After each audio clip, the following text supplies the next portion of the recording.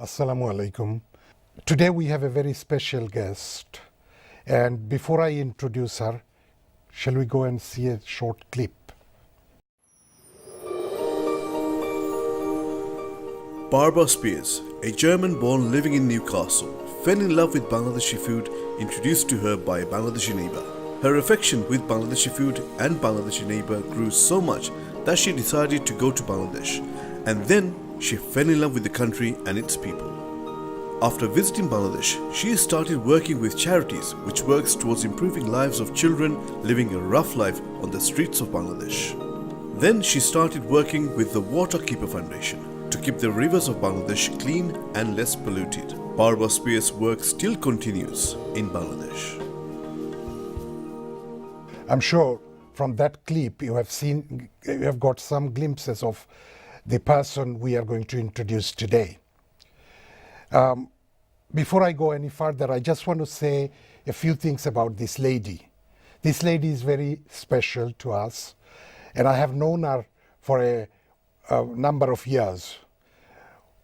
My second boy used to go to Kingswood School in Bath with her daughter, and her name is India. She has been involved in many organizations, starting from being the chairman of Wiltshire Institute of Directors, BBC Wiltshire Advisory Council, Director of Economic Partnership in Wiltshire, Director of Publishing House. These are few. And also very important, and this relates to Bangladesh, International Director Greenfield Foundation, and that deals with education of Bangladeshi children in the global environment. And it's no other than Barbara Spiers. Hello. Welcome to the Thank studio. you. Tell us about this World Foundation relates to the education of children in Bangladesh, and I think it relates to the river Yes. environment as well. Yes, it works in fact very closely with the Water Keeper Foundation in Bangladesh and a number of other organizations such as PAPA are partly involved.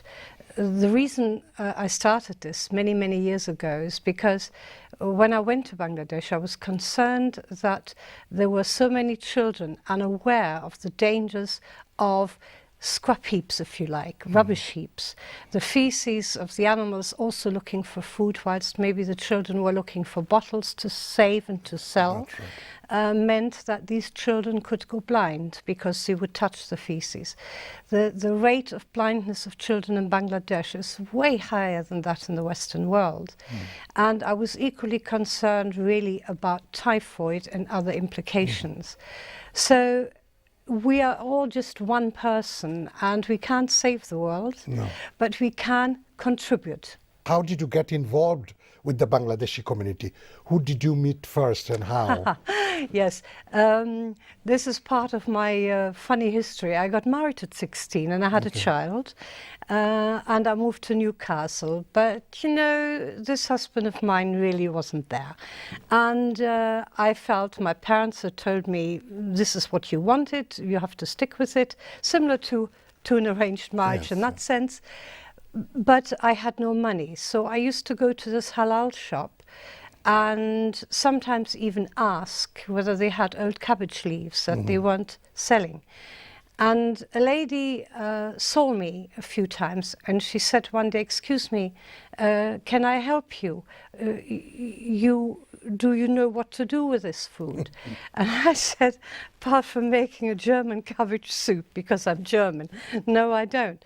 Oh, she said, if you bought broken rice and you bought dal, and she showed me what this was, why don't you come to my house with your son and I show you how to cook? Okay. I was so grateful. We'll come back to the cooking. Then you started growing a love and affection for the community. Yes. This was the beginning, yeah? Yes, Am I right? that was the beginning. Okay. And then you decided to visit Bangladesh and you went to Sylhet? Yes, I decided to visit Bangladesh.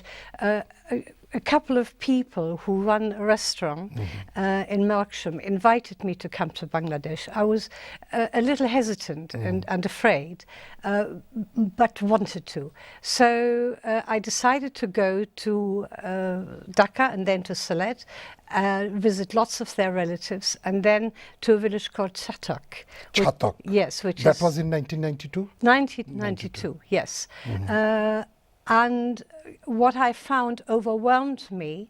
It overwhelmed me because I was asked to speak at schools and universities, and yet I felt that I was learning from the community, that there was nothing I could teach. And I talked about my concern for the environment, my concern about children being cleaner and not being allowed to get ill because of a lack of knowledge, really.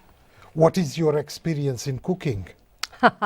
Oh, well, I know that this is a real show-off, but lots of Bengali people have eaten in my house, and most of them say, oh, she cooks better than my wife, which isn't going to go down very well with your viewers. But I love cooking. Whether it's a pumpkin skin bhaji, or whether it's dal, or whether it's pakoras, or whatever, lamb, I do it all. And I'm obviously always very careful to make sure my food is halal. So how many times so far have you been to Bangladesh? About 10 times. 10 times? Yes, about 10 times. Excellent. And when I go these days, it's quite difficult because the number of relatives, so to speak, gets bigger. And the number of places I have to visit gets bigger. So my entire 3 weeks are spent visiting people I have known since 92, and their extended and grown family. And I just love it, and I feel so at home there, and I miss them when I'm not there. I just feel that these people, they humble me in every which way. Okay, thank you. And once I think somebody asked you about the hotel, you know, they're staying in Bangladesh. Yes, what yes, kind of hotel it was? When I was the president of the Institute of Directors, somebody said to me, what's going on with this Bangladesh thing I hear? I said, yes. I said, I love the country. Do you stay in Dhaka? Yes. Well, thank God for that, he said, because there are a number of top hotels, aren't there? I said, I don't stay in a hotel. I said, I stay with the people. I stay with the people, I said, and I recognize that bathrooms are different in Bangladesh villages, maybe not so much today, but then, and that I live with the people and eat with the people. And I said, if you climbed Mount Everest, I said, and you went through all that hardship to want to get to the top, I said, would you be expecting sort of McDonald's at the top there, or what? I said, and a Portaloo, I said, or would you feel that the experience that you're having far outweighs any comforts? Okay. Tell us about the Blue Planet Initiative. Yes, the Blue Planet Initiative is led by Sharif Jamil, my good friend. He's a Bangladeshi. Yes, he's a Bangladeshi, and he comes over quite a lot and I've works met here. him, yes. Yes, you have met him. He's a very influential activist in Bangladesh. And we work together, and when he comes here, he stays at my house mainly. And we work together on plans to save the rivers, really, because the rivers in Bangladesh have been allowed to be polluted. And of course, there's an interest of factories, tanneries in particular, to just put their waste into the rivers. And this is killing all the fish. And with it, it is potentially killing the country. Yeah. So when you first went in 1992, yes, and the last time you went in was when? 2 years ago. 2 years ago. What difference did you see? An enormous difference in many ways. An enormous difference in there's a cultural development of growth. There is more of an equality. However, having said that, there is still too much pollution on the side of the road, at the backyards of people's houses, in the rivers. Everywhere you go, there is a huge quantity of pollution. And really, that needs to be helped and sorted. Sorted. Yes. Yes, and I understand that there is going to be a conference in UK. There is going to be a conference later on this year. I'm not certain at this moment of time when this is, but the Waterkeeper Alliance will conduct this conference in order to raise awareness and get, if you like, expats or whatever one wants to call it, the Bengali community here involved in caring for the environment there. Okay, okay. And you took your daughter to Bangladesh as well? Yes, I took my daughter. I mean, she's extremely well travelled and sort of has seen everything from Japan to China. So I said, you must come to Bangladesh with me. And she said, yeah, why? What's different about Bangladesh? I've been to India, I've been everywhere. Well, And she's called India? She's Her called name is India. India? Yes, she's called India. I'll tell you something funny in a minute. But so we went to Bangladesh, Yeah. and I said to her at the time, I can't tell you what's different. I said, I can only tell you, you have to feel it. You need to feel it. And as we took off after 3 weeks, and the plane came up, and she saw Dhaka underneath, tears started to come down her eyes, and she said, Mama, I felt it. I'm feeling it now. Thank And you. that was the most important Thank thing you. she could have said. Viewers, we are going for a short break. We'll be back soon.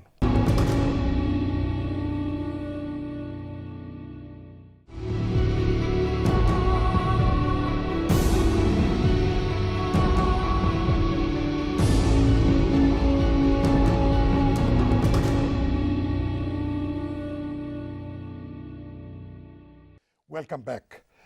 On this program, this very special program, Friends of Bangladeshi, we are talking to Barbara Spiers, and she has been very interesting. She has told us interesting things about Bangladesh. And now I'm going to ask her about the gold she wears. Tell us about it. Well, I absolutely love the jewellery I have from Bangladesh. And over the years, 92 till now is a long time, and 10 trips, quite a few opportunities to acquire yet more. This particular choker, I call it, I had one similar in silver, and I took it to Bangladesh. And I said to my good friend Mithun, Mithun, I'd love to have this made in gold. Oh, she said, come with me, Barbara. And off we went to, I think, Mona Lisa Jewelers, somewhere in Dhaka, where all the jeweler shops are. And she sort of said to me, give me this. And then she said to the jeweler, la la la la la la la la la la la la. And he nodded, yes, yes, not a problem. And I left it with him, and he gave me a price. I think it was about £800. And we picked How it up. long did it take? to About make? a week. About a week. And it is perfect in his ability of that creator, that jeweler shop, to create exactly what I wanted. It is absolutely perfect. And the bracelet as well? The made? bracelet another time. Okay. Another time. Yes, it had to be made because I haven't got wrists like Bengali ladies. I'm a bit bigger. So nothing that I tried on really ever fitted me, and I needs to be bigger bracelet. So they Okay. make it for me. Yes, Excellent. yes. So you have so much jewelry. Yeah, Yes, I yes. do. Okay, just I like do. spices. Yeah. Spices, oh my gosh. I was somebody there from Leeds with Sharif Jamil, and he said, you should see her spices. And I said, yeah, and I opened a couple of cupboards, and he looked and he went, wow, he said, do you mind if I take a picture for my wife? I said, no, it's all right. And he took pictures of all my spices and all the food on What the is table. your best dish? My best dish is an ordinary lamb or mutton biryani and curry. Okay. That's what I And like. how often do you have that? We have it at home once a week. Once a week. Absolutely. I mean, I wouldn't say we live on Indian food, but I would say that Indian food and spicy food is one of our favorites. But I might make noodles spicy, and then I'll do some pakoras with it. So, you know, the Indian influence... Like fusion. Yes, fusion. Indian influence is huge. Yes. Talk about India once again, if I may. When we were in the markets looking for a sari in Dhaka, Mithun and I and India, there was a limited time, and I know I wanted a sea green one. And India said, oh, I'll try a few stalls. So off she went and on her own sat there and said to these people, sea green gorgeous. They showed her a few. And then I called her, India, nothing. India. And all the people looked round at me. I said, India, please. And a man looked at me and said, Madame, you are wrong. This is not India. This is Bangladesh. Bangladesh. Okay. Tell us about the economy of Bangladesh, what you have found from the first time you went to now, and what are your thoughts about the future of Bangladesh?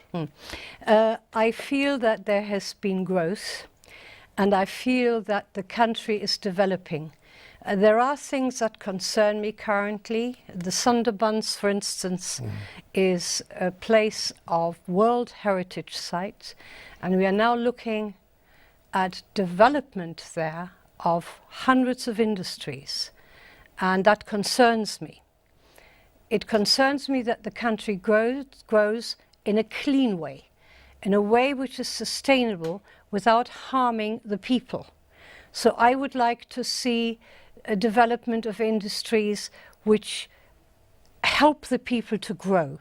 I would like to see, if you like, a government initiative to make sure that the accommodation is suitable, that the education of our children, you see, this is a bad thing to say, our children, I am German sitting here talking to you in England, and I'm talking about our children, talking about the Bengali children. Isn't that funny?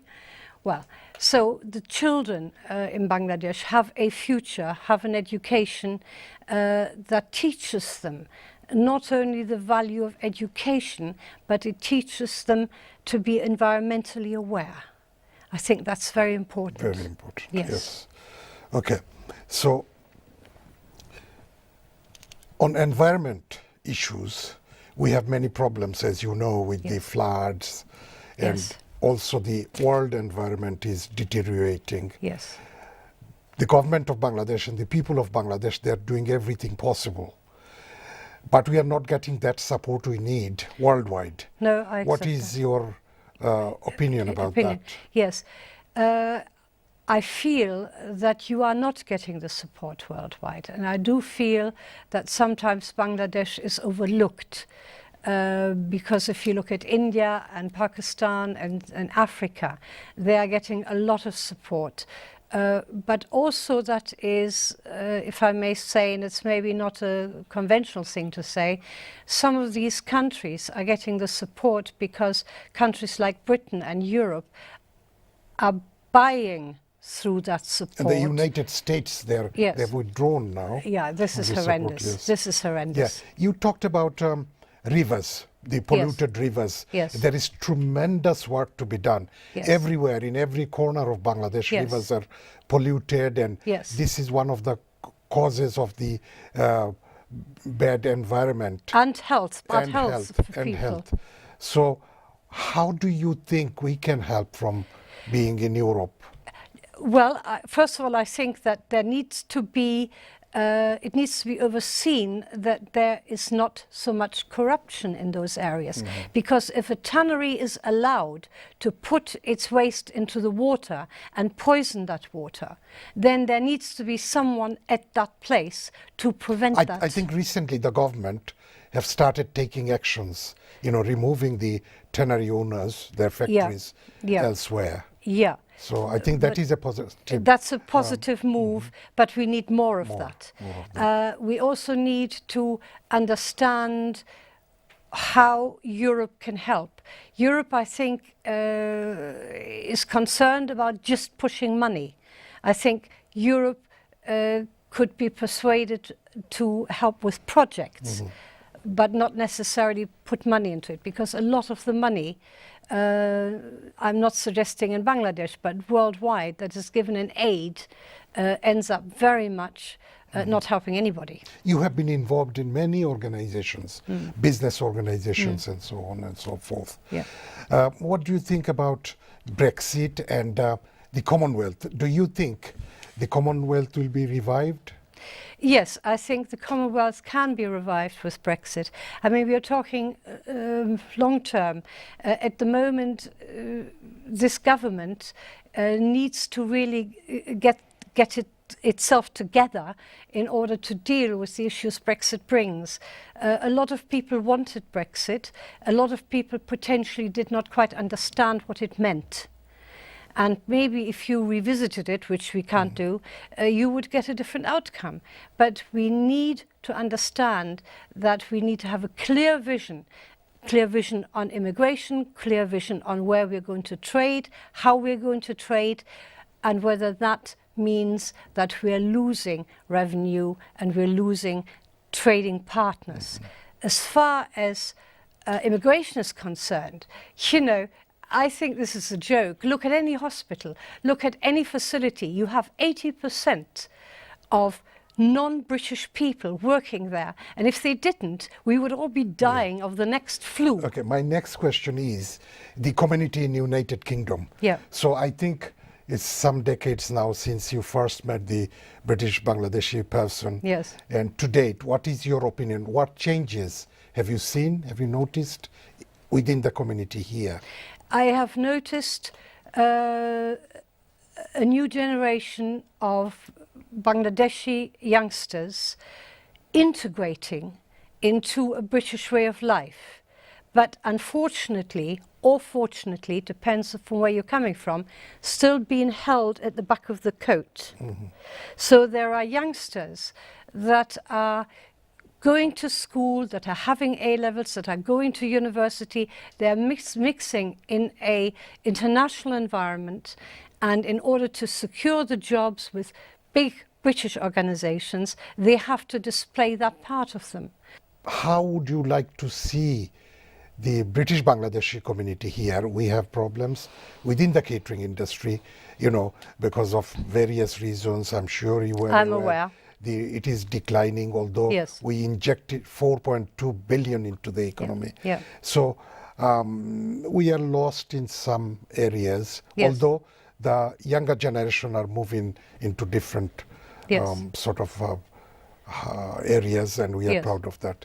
So what is your... Well, we have to recognize that people came from Sylhet, they opened restaurants, they had onion peelers in the kitchen and chefs and people, and that was their life.